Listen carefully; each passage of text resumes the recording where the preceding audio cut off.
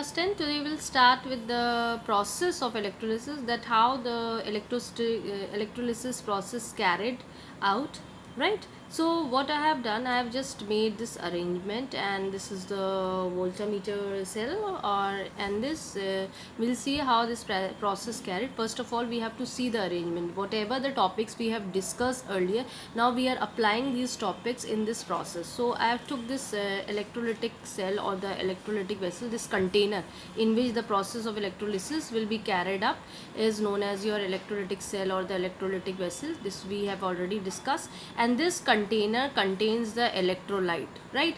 Now it is not the case, I am not saying that what type of electrolyte. They can use any of the electrolyte. They can use a weak electrolyte, they can use a strong electrolyte, even though they can use a non-electrolyte also. So this is the container in which the process of electrolysis will carried up. Now you can see these are the electrodes. The anode has been there and the cathode has been there, and this is the circuit which we have made, and this particular anode is connected to the battery, and you know the anode is positively charged, right? So it is always connected to the positive terminal of the battery. Cathode is the negatively charged, it is connected to the negative terminal of the battery. This we know. Now this is the key, the plug button through which you can switch on and off. तो की जो होता है वो आपका switch button होता है कि बैटरी आप इसे अभी खुला हुआ है, जब आप इसको नीचे कर देंगे तो ये एक सर्किट जनरेट हो जाएगा और करंट जो है वो फ्लो होने लग जाएगा. Right, now this is the bulb. Why we put the bulb over here? Because when the experiment will be carried up, this bulb will glow, right? And when the experiment is stopped, the process of electrolysis is not carrying it up, then this bulb will not glow. तो that is very important. तो ये bulb का जो एक importance है वो यहाँ पे इसीलिए है कि जब आपकी प्रोसेस इलेक्ट्रोलिसिस की चलेगी तो ये बल्ब जो है ग्लो करेगा. वो अभी हम आपको और डिटेल में बताएंगे कि बल्ब की भी इंटेंसिटी रहेगी. कभी बल्ब जलेगा, कभी बल्ब धीमे जलेगा, कभी बल्ब है ना हाई पॉइंट में जलेगा. Mean sometime it will B glow fast and sometime it is will be dim, and the last condition will be there, it will not glow. Now why these things are happening? So initially we are just seeing the arrangement of our apparatus, that how we have arranged the apparatus for the process of electrolysis. So this thing you have understood that these are the electrodes, the anode, this is the cathode, this is the bulb, this is the battery, key has been there, the container, electrolytic cell or the electrolytic vessel, and the electrolyte we have placed inside. ठीक है. अब क्या होगा, अब suppose करो, अब हमें बहुत इंपॉर्टेंट है अपनी प्रोसेस पे ध्यान देना है. सपोज करो आई पुट दिस की डाउन, ये की जो है नीचे आ जाए, अभी ऊपर बनी हुई है, नीचे आ जाए, जैसे यहाँ पर आ जाए, ठीक है. तो ये बंद हो जाएगी, यानी सर्किट जो है वो जनरेट हो जाएगा. अब करंट जो है भाई बैटरी से ही तो फ्लो कर रहा है करंट, तो करंट जो है यहाँ से फ्लो करेगा, की तक जाएगा, की से इस सर्किट पे आएगा, फिर यहाँ आएगा, एनोड पे एंटर करेगा. यही तो हम लोगों ने पढ़ा था, है ना. मैं एरो बना रही हूँ, आपकी बुक्स में नहीं बना होगा, लेकिन आपको समझना है कि ये एनोड्स पे एंटर, करंट जो है बैटरी, जैसे ही तुम प्लग ऑन करोगे करंट जो है बैटरी से फ्लो करना लगेगा और ऐसे सर्किट चलेगा, ठीक है. और ये आपका एनोड पे जाएगा. एनोड से जाने के बाद ये करंट एनोड पे आने के बाद सोल्यूशन पे जाएगा, डायरेक्ट सोल्यूशन पे नहीं जाएगा, एनोड पे जाएगा, फिर एनोड से वो सोल्यूशन पे जाएगा, फिर ये करंट कैथोड पे जाएगा, कैथोड से ये आगे बढ़ेगा करंट, और फिर अल्टीमेटली तुम्हारा बल्ब जो है वो ग्लो कर जाएगा. This is the process how the electrolysis process takes place. यही प्रोसेस आपको थ्रू आउट याद करना है. थोड़ा बहुत मॉडिफिकेशन होगा, ज़्यादा मॉडिफिकेशन नहीं होता, but this thing is always happening and this thing is been carried up, and this way you can see your process. So now the point is arising that I have put electrolyte over here, ठीक है ना. अब यहाँ पे 3 condition आ जाती है. Teacher weak electrolyte रख दें या स्ट्रॉन्ग इलेक्ट्रोलाइट आपके पास रख दे, ठीक है. और थर्ड कंडीशन आ जाती है आपकी after strong electrolyte non electrolyte. तीनों कंडीशंस हो सकती हैं. ये तीनों एक्सपेरिमेंट आपकी बुक में दिया रखे हैं, मैं आपको इस तरह से समझा रही हूँ. सपोज़ करो अब यहाँ मैंने एक इलेक्ट्रोलाइट सिंपल दिया रखा है. इलेक्ट्रोलाइट आपको मालूम है this will be compound, a chemical compound which you will dissolve it in fuse state और द मोल्टेन स्टेट. ये बात तुम्हें ध्यान रखनी है. ये हम पहले से ही पढ़ते आ रहे हैं कि इलेक्ट्रोलिसिस में जो भी हम केमिकल कंपाउंड लेते हैं वो हम फ्यूज़ कंडीशन या एक्वस कंडीशन या मोल्टेन स्टेट, है ना, मतलब मोल्टन या फ्यूज़ एक ही चीज़ रहेगी. तो आप इस तरह से इलेक्ट्रोलाइट को यूज़ करते हैं, चाहे वो वीक इलेक्ट्रोलाइट हो या स्ट्रॉन्ग इलेक्ट्रोलाइट हो. नॉन इलेक्ट्रोलाइट का केस होता है कि चाहे फ्यूज़ में ले लो, मोल्टन में ले ले लो वो इलेक्ट्रिसिटी पास नहीं करता। अब तो ये तीनों टर्म्स हम पहले ही पीछे डिस्कस कर चुके हैं, अब हम प्रोसेस पे अप्लाइड कर रहे हैं।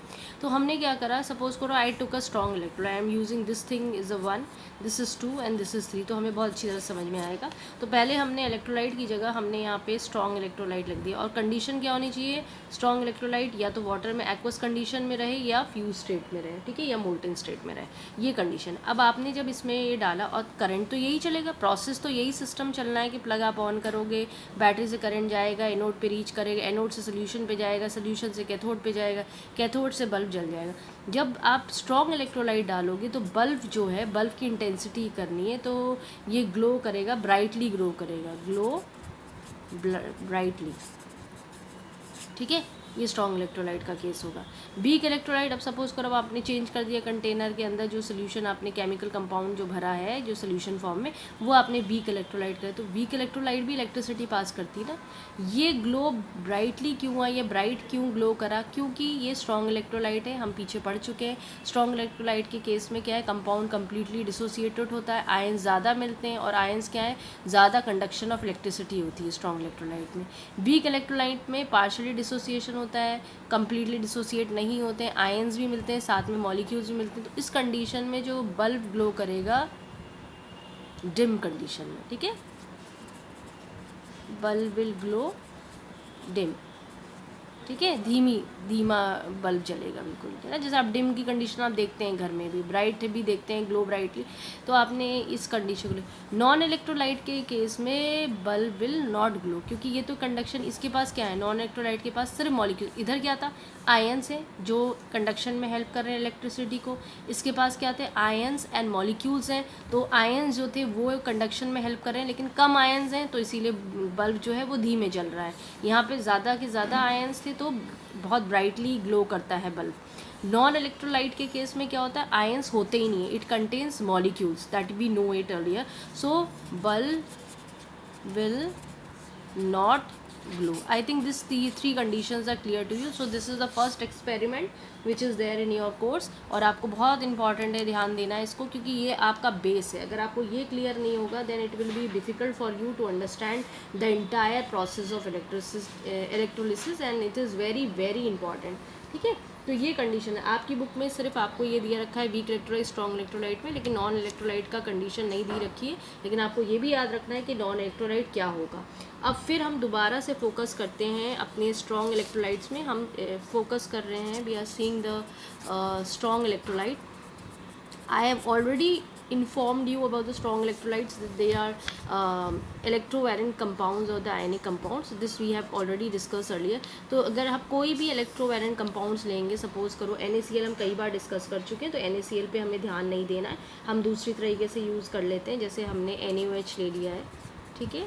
तो जब ये एक बेस है, क्योंकि यहाँ पे मैं तुम्हें पहले ही बता चुकी हूँ, बेस भी हो सकता है आपके पास, एसिड भी हो सकता है स्ट्रॉन्ग में, और आपके पास है ना सॉल्ट ऑफ स्ट्रॉन्ग एसिड, ठीक है, ये कुछ भी आप यूज़ कर सकते, ये तीनों चीज़ें आती हैं स्ट्रॉन्ग इलेक्ट्रोलाइट, हम डिस्कस कर चुके। अगर बेस हमने लिया और एक्वस कंडीशन में लिया तो हमें क्या मिलेगा, Na+, हमें डिवाइड करना आना चाहिए, और हमें ये भी पता होना चाहिए कि ये कहाँ पे माइग्रेट करेगा, कैथोड पर, क्योंकि कैथोड नेगेटिव होता है, तो ये पॉजिटिव है तो पॉजिटिव वाला कैथोड पे जाएगा, ये नेगेटिव है तो ये एनोड की तरफ माइग्रेट करेगा, ठीक है, ये बात हमें पता है। ये स्ट्रॉन्ग इलेक्ट्रोलाइट हमने एक ये देख लिया। अब सपोज़ करो हम कोई और ले लेते हैं, सपोज़ करो हम लोग है ना एसिटिक एसिड लेना, एसिटिक एसिड सॉरी वीक में रहेगा, हम सल्फ्यूरिक एसिड लेते हैं, ठीक है।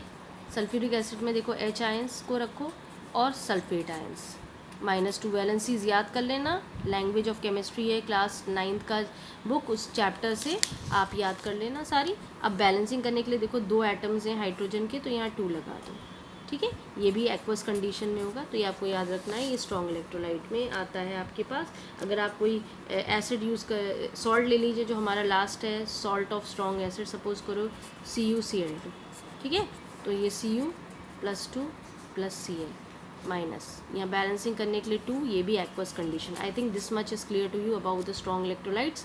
नाउ ये आपको आना चाहिए, आप जितनी भी आप प्रैक्टिस कर लें उतना अच्छा है आपके लिए। आपको ये डिवाइड करना आना चाहिए, बैलेंसिंग करना आना चाहिए।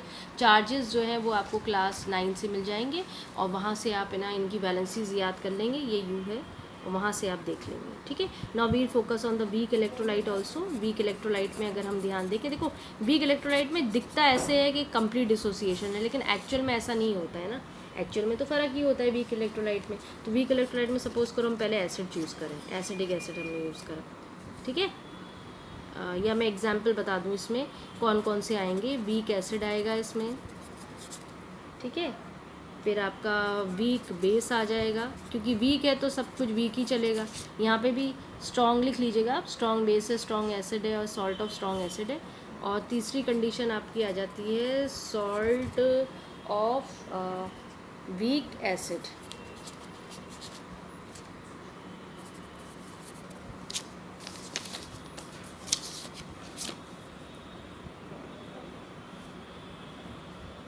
ठीक है, सॉल्ट ऑफ वीक एसिड, ये 3 कंडीशंस हैं। चलो हम अपना एग्जांपल एक ले लेते हैं।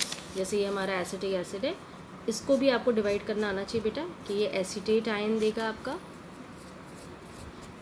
प्लस H+ आयन देगा, ठीक है।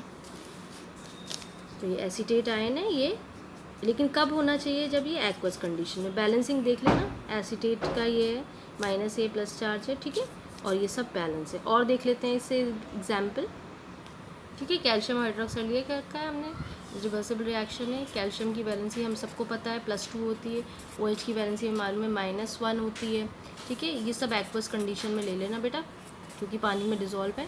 बैलेंसिंग करने के लिए देखो हाइड्रोक्साइड पे 2 लगा है तो यहाँ 2 लगा दो, ठीक है। Now focus on this thing, sodium carbonate. देखो ये क्या हो गया, वीक बेस हो गया। ये क्या हो गया, salt of weak acid. Acid है ना, अगर यहाँ देखें कार्बोनिक एसिड से बना हुआ है, ये पहले भी बता चुकी हूँ मैं। तो it is made up of weak acid, that is the carbonic acid. So let's focus on the ions part. So Na+ plus carbonate -2 इसकी वैलेंसी हो जाएगी, ठीक है। तो ये आपको बैलेंस कर लीजिए, कितने एटम्स हैं इसमें, 2 हैं, तो यहाँ 2 लगाइए। ये तो सिंगल है तो ये आपका हो जाएगा कार्बोनेट, ऐसी रहेगा। तो ये आपको पता होना चाहिए, इट्स वेरी इंपॉर्टेंट बेटा, क्योंकि once you are not able to differentiate और डिवाइड देम और dissociate them, then it become very difficult for you to remember each and everything. तो थोड़ा सा दिमाग को यूज़ करिए कि आप कैसे किसको स्ट्रॉन्ग में रख सकते हैं, किसको वीक में, वो तो याद करना पड़ेगा कि स्ट्रॉन्ग इलेक्ट्रोलाइट्स कौन होंगे, वीक इलेक्ट्रोलाइट्स कौन होंगे, नॉन इलेक्ट्रोलाइट शुरू का है। You have to learn each and everything, but ये डिवाइडिंग पोर्शन ये डिपेंड करेगा आपकी वैलेंसी पे। अगर आपको वैलेंसी इंडिकेट है तो आप बेटा कुछ भी कर सकते हो, कुछ भी कोई भी बना सकते हो, ऐसा कोई इशू नहीं आता है। Now the next heading is electro chemical series. This is also important, क्योंकि इससे ही हम पूरी चीज़ें है ना अपनी समझ पाते हैं।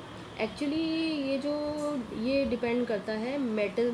वैसे तो आयंस भी आपके कोर्स में है, आपकी बुक में पेज नंबर 110 में ये चीज़ मेंशन्ड है, लेकिन आप थोड़ा इसको समझिए। इसकी अब मैं डेफिनेशन लिख देती हूँ, तब मैं आपको डिटेल में समझाऊंगी। Now the next heading, this is just see, depending on the ease with which the metals lose their electrons and form ions, they are arranged in a series known as a metal activity series और electrochemical series, ठीक है। यानी एक series design करी गई metals के लिए। Metals की कहानी क्या होती है, दे ऑलवेज लूज इलेक्ट्रॉन। तो कितनी आसानी से कोई मेटल इलेक्ट्रॉन लूज़ कर जाए, और लूज़ जब वो करता है तो आयंस बनाता है। अगर हम इस पर फोकस करें तो हम सबको मालूम है कि मेटल्स जो हैं वो क्या करते हैं, मेटल्स जो है वो हमेशा लूज़ करता है इलेक्ट्रॉन। मैं शॉर्टकट लिख रही हूँ। और आपको क्या बना लेता है, आयंस। आयंस जो बनते हैं वो बेसिकली आपके क्या होते हैं, कैटायंस, ठीक है। ये आपका कैटायंस बनते हैं। तो वो कैटायन आयन जो है वो आपका कैटायन बना लेता है जैसे ही वो लूज़ करता है, तो कैटायंस बनाते हैं। ये जो आयन्स होते हैं ये कैसे होते हैं, आपके पॉजिटिव आयन्स होते हैं, ये बात भी आपको पता है। तो क्या हुआ, मेटल ने इलेक्ट्रॉन को लूज़ करा, ठीक है, और इस तरह से वो अपना जो है वो सीरीज़ हमने जनरेट करी, लूज़ बना लेते हैं, ठीक है। ये एक थोड़ा सा ध्यान दे के चलना है कि कौन कैसा क्या कर रहा है और क्या नहीं कर रहा है, ठीक है। अब कंडीशन क्या है, कब ऐसा हुआ, ये सीरीज़ कैसे बनाई गई। जो भी मेटल बहुत आसानी से इलेक्ट्रॉन लूज़ कर लेता था वो इलेक्ट्रोकेमिकल सीरीज़ या मेटल एक्टिविटी सीरीज़ में टॉप पोजीशन में होता था। ठीक है, दोनों बातें हैं भाई। एक मेटल ऐसा होगा जो बहुत ईजिली लूज़ कर देता है इलेक्ट्रॉन, एक मेटल ऐसा होगा बहुत डिफ़िकल्टली लूज़ करता है। तो मैंने इसीलिए जनरल आपको अप्रोच बताई कि मेटल ने इलेक्ट्रॉन लूज़ करा तो उसने आयन बनाया, यानी कैटायन बनाया, जो कि पॉजिटिव आयन है। जैसे हम Na की कंडीशन देखें, है ना, सबसे पेटेंट होता है, एक इलेक्ट्रॉन उसने लूज़ करा और उसने क्या करा, Na प्लस बना दिया। तो Na क्या है, बहुत ईजिली इलेक्ट्रॉन लूज़ कर दे रहा है। ठीक है, तो यहाँ दो बातें हैं। पहली चीज़ है कि या तो वो ईज़ली कर दे लूज़ इलेक्ट्रॉन्स, या फिर भैया डिफ़िकल्टी से करें।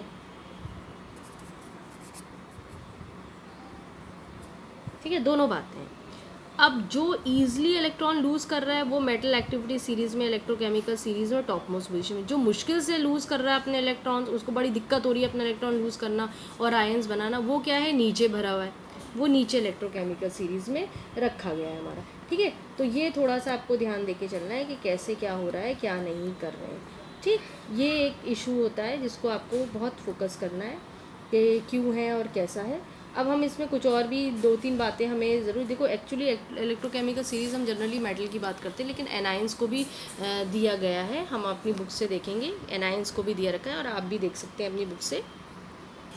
बहुत ध्यान देखो ये मेटल्स दिए रखे हैं, ये कौन से मेटल कौन से कैटायन बनाए रखे हैं। ये इलेक्ट्रोकेमिकल सीरीज़ है, मेटल एक्टिविटी सीरीज़ है, ये हम बरसों से पढ़ते आ रहे हैं इलेक्ट्रोकेमिकल सीरीज़, है ना। लेकिन आज इसकी इंपॉर्टेंस देखेंगे कि यहाँ कहाँ क्या काम हो रहा है। तो देखो ये पोटेशियम को ऊपर रखा हुआ है, इसका मतलब पोटेशियम बहुत ईजिली से इलेक्ट्रॉन जो है अपना क्या है रिलीज़ कर दे रहा है ना।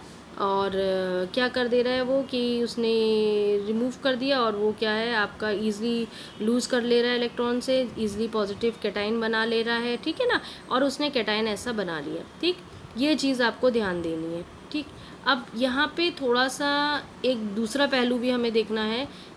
पोटेशियम ने तो ईज़िली इलेक्ट्रॉन लूज़ कर लिया और K+ बना लिया। ठीक है, यहाँ पे हाइड्रोजन है जो कि हम कहते हैं हमेशा इंटरमीडिएट होता है, इससे ऊपर जितने होते हैं वो इंक्रीजिंग में, मतलब एक्टिविटी सीरीज़ में है ना, इनकी एक्टिविटी इंक्रीज़ होती जाती है, और नीचे वाले जो हैं वो डिक्रीज़ है। अब देखो सिल्वर यहाँ दिया रखा है, सिल्वर जो है वो बहुत डिफ़िकल्ट से अपना आयन बनाता है, इसीलिए इसको नीचे रखा गया। मतलब अगर Ag से Ag+1 आपको करना है तो सिल्वर को बहुत मुश्किल होता है कि वो अपना Ag+1 बना सके।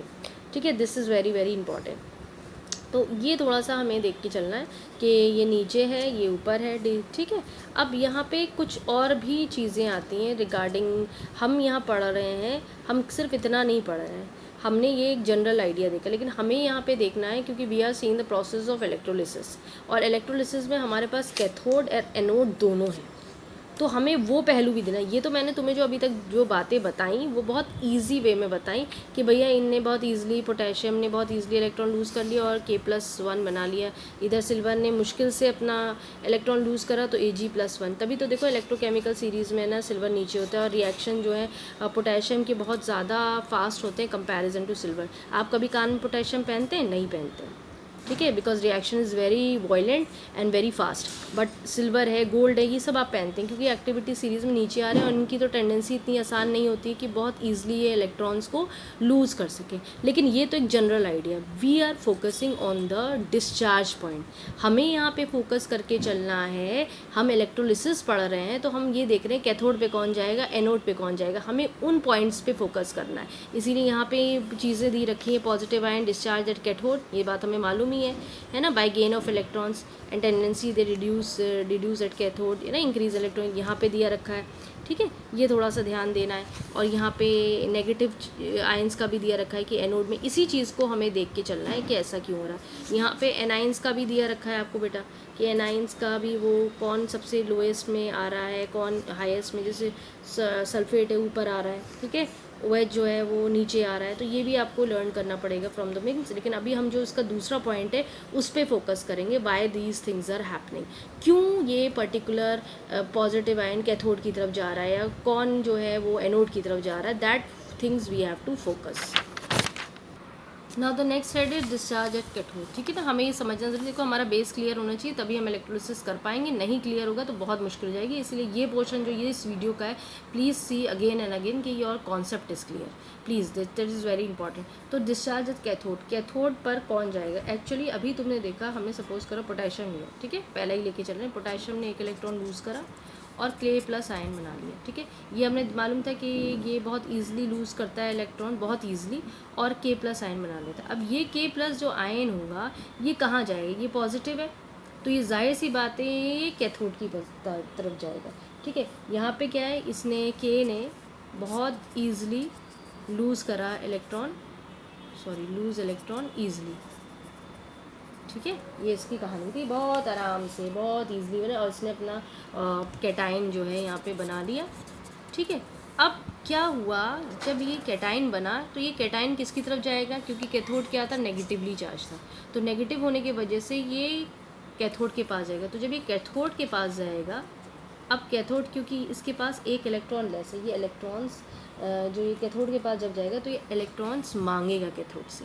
ठीक है, क्योंकि इस बेचारे के पास क्या एक इलेक्ट्रॉन कम है, इसने लूज़ कर दिया ना, तो जब ये कैथोड पे जाएगा, when it reaches to cathode, तो कैथोड इसको वो एक इलेक्ट्रॉन देगा। जब वो एक इलेक्ट्रॉन देगा उसे, तो again it will form it's neutral atom. Please these things keep it in mind. तो ये सोल्यूशन में ये इसने ये बना लिया के प्लस आयन, ये सोल्यूशन का केस था। अभी के प्लस आयन जो सोल्यूशन में था ये जाएगा कैथोड के पास, क्योंकि कैथोड क्या था, नेगेटिव था। अब कैथोड का काम क्या होगा, कैथोड इसको इलेक्ट्रॉन दे देगा, भैया ले लो तुम एक इलेक्ट्रॉन मुझसे। तो इसने कैथोड ने गिव दिस पर्टिकुलर के प्लस आयन 1 इलेक्ट्रॉन, तो ये न्यूट्रल एटम में कन्वर्ट हो गया। ये कंडीशन थोड़ी सी मुश्किल होती है, गेनिंग ऑफ इलेक्ट्रॉन। जैसे कैटाइन, बेसिकली क्या हुआ, कैटाइन ने क्या बना लिया है, न्यूट्रल एटम। कब बनाया, कब वो न्यूट्रल एटम बना, जब उसने गेन इलेक्ट्रॉन। ये कंडीशन गेनिंग ऑफ इलेक्ट्रॉन क्या हो जाती है, बहुत डिफ़िकल्ट होती है, ग्रेटेस्ट डिफ़िकल्टी, मुश्किल से होता है, क्योंकि आप पढ़ रहे हैं लॉस ऑफ इलेक्ट्रॉन और आप उल्टी कहानी चला रहे हैं गेन ऑफ इलेक्ट्रॉन। तो कैथोड में क्या हुआ, गेन ऑफ इलेक्ट्रॉन। तो ये थोड़ा मुश्किल कंडीशन हो जाती है न्यूट्रल एटम में। रिएक्शन क्या हो रहा है, एडिशन ऑफ इलेक्ट्रॉन हो रहा है, तो क्या हो रहा है, ये रिएक्शन कैसी है, रिडक्शन रिएक्शन। तभी मैंने आपसे कहा था ना कि कैथोड पर क्या हो रहा है, रिडक्शन का रिएक्शन हो रहा है, और ओवरऑल क्या है, रिडॉक्स रिएक्शन हो रहा है। क्लियर, मेरी बात समझ में आ रही है सबको? तो ये रिडक्शन का हो रहा है, इसका मतलब कैटाइन जब ये कहाँ पहुँचा है, कैथोड पे पहुँचा है ना, तो कैटाइन क्या हो रहा है, रिडक्शन का रिएक्शन हो रहा है ना, तो कैटाइन क्या हो जा रहा है, it is reduced, cation reduced eight cathode. ये बात भी ध्यान रखने वाली बात है, ये सब पॉइंट हैं जो समझा रही हूँ मैं। तो रिडक्शन का रिएक्शन क्यों हो रहा था, क्योंकि एडिशन ऑफ इलेक्ट्रॉन हो रहा है या गेन ऑफ इलेक्ट्रॉन हो रहा है, और कैटाइन्स क्या हो रहे हैं, रिड्यूस हो जा रहे हैं एट कैथोड पर। ठीक है, रिड्यूस हो जा रहे हैं। ठीक है, ये ध्यान रखना है। तो रिड्यूस एट कैथोड इंक्रीजेस। ठीक है, अब दूसरी कंडीशन आ जाती है डिस्चार्ज एट एनोड। एनोड पे क्या होगा, अब सपोज़ करो हम कुछ और कहानी लें। एनोड पे हमने सपोज़ करा, हम देते हैं आपका, जैसे यहाँ पे हम ले लेते हैं Cl का, ठीक है ना। तो Cl का क्या है, वो इलेक्ट्रॉनिक गेन करता है और वो आयन बनाता है। ये काम कब हो रहा है, जब सोल्यूशन के अंदर है। अब यहाँ पे कंडीशन एक बात आ रही है, ये जो Cl है यहाँ पे क्या है, एटम है, और ये आपको एनाइन दे रहा है। ठीक है, एनाइन दे रहा है ना, ये भी हम पढ़ ले रहे हैं। अभी हम आपको इसमें एक चीज़ और बताएंगे, ये तो तब कंडीशंस थी जब ईजिली कंडीशंस हैं, लेकिन और थोड़ा सा जब कैटाइन बनाने में मुश्किल होता है वो कंडीशन ही पढ़ाएंगे आपको। पहले आप ये देख लीजिए एनोड पे कौन माइग्रेट कर रहा है, डिस्चार्ज एट एनोड। तो ये आपका ये कंडीशन है, एनाइन बना रहा है। अब ये Cl जो है सोल्यूशन में, ये किसके पास जाएगी, नेगेटिव है, एनोड क्या होता है, पॉजिटिव होता है, तो एनोड के पास जाएगा। अब इसके पास एक इलेक्ट्रॉन ज़्यादा है, तो वो एक इलेक्ट्रॉन लूज़ कर देगा और Cl का न्यूट्रल एटम बना देगा, क्योंकि जितना लिया है भैया उतना वापस करना है। ये क्या है, एनाइन है। ठीक है, तो ये कहाँ पर हो रहा है, ये एनोड पे। तो एनोड पे पहुँच जाएगा, वो क्या बना लेगा, आपका न्यूट्रल एटम बना लेगा। यहाँ पे ध्यान दीजिए, addition of loss of electrons takes place इस जगह पे। तो रिएक्शन क्या होगी आपकी, ऑक्सीडेशन रिएक्शन। ठीक है, Cl आयन जो एनाइन है वो क्या हो रहा है आपका, anion is oxidized at anode. ये बातें आपको थोड़ी सी ध्यान देनी है। ठीक है, अब हम एक टॉपिक और इसमें पढ़ेंगे, क्योंकि अभी मैंने जो तुम्हें ऊपर बताया है वो उन कैटाइंस के बारे में बताया जो बहुत ईजिली क्या है आपके आयंस मतलब बना ले रहे थे ना, जो आपका ये ऊपर था ना कैटाइन ईजिली बनाए थे। लेकिन अब आपके पास ऐसे कैटाइंस हो जाएं जो थोड़ा मुश्किल से कैटाइंस बनाते हैं, उनको भी देखते हैं क्या होगा। Now we will focus on that thing, ठीक है। जो पीछे वाला था वो टॉप मोस्ट में था ना, अब ऐसे ही कैटाइंस को देखेंगे जो थोड़ा लोअर एंड ऑफ सीरीज़ में आ रहे हैं, lower end of the series में, मतलब इलेक्ट्रोकेमिकल सीरीज़ में, lower end of the electrochemical series में आ रहे हैं, ठीक है। ये याद कर लीजिएगा, सीरीज़ थोड़ा आसानी रहेगी आपको समझने के लिए। तो आपको उनको देखना है, जैसे फॉर एग्जांपल हम देख लेते हैं सिल्वर को, ठीक है, Ag को, ये मैंने बताया था नीचे थी बहुत।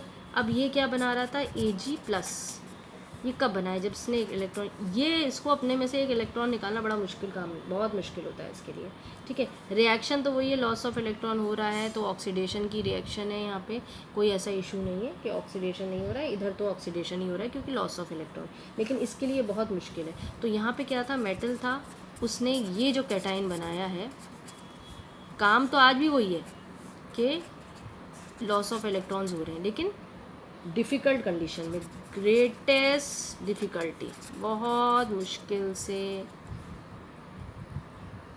ये काम हो रहा है। उधर क्या था, बहुत ईज़िली उसने जो था वो कैटाइन बना लिया था, लेकिन कैटाइन से जब मेटल बना रहा था वापस, तब मुश्किल होता है। यहाँ पे वो इलेक्ट्रॉन लूज़ करेगा, लेकिन बड़ी मुश्किल से लूज़ करेगा, ठीक है।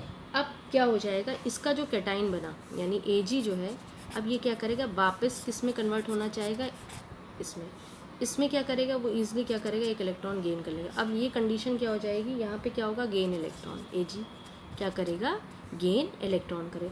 ये कंडीशन क्या हो जाएगी, इजी हो जाएगी, मोस्ट इजी। सिल्वर के लिए बड़ा आसान होगा कि जो इलेक्ट्रॉन उसने दिया था वो वापस ले ले और वो आपका सिंपली न्यूट्रल एटम बना ले। तो ये कंडीशन उस वाले केस में क्या था, पीछे वाले में कॉपर में पोटेशियम में आप देखिए तो इलेक्ट्रॉन ईजिली रिमूव हो रहे थे, है ना, ईजिली लॉस हो रहे थे, रिमूव हो रहे थे। और ये कंडीशन क्या हो जा रही थी, मोस्ट ईजिली, या लिख लो, मैंने स्टेटमेंट लिखा नहीं था, मोस्ट ईजिली, बहुत आसानी से वो इलेक्ट्रॉन लूज़ कर दे रहा था। लेकिन जब वही कैटाइन वापस अपने आप को न्यूट्रल जिससे वो बना था उसमें बनना चाह रहा था, तब वो गेन कर रहा था इलेक्ट्रॉन। भाई वो तो 100% है, एक पॉजिटिव इलेक्ट्रॉन है, यानी उतना कम इलेक्ट्रॉन है तो उतना वो इलेक्ट्रॉन गेन करेगा।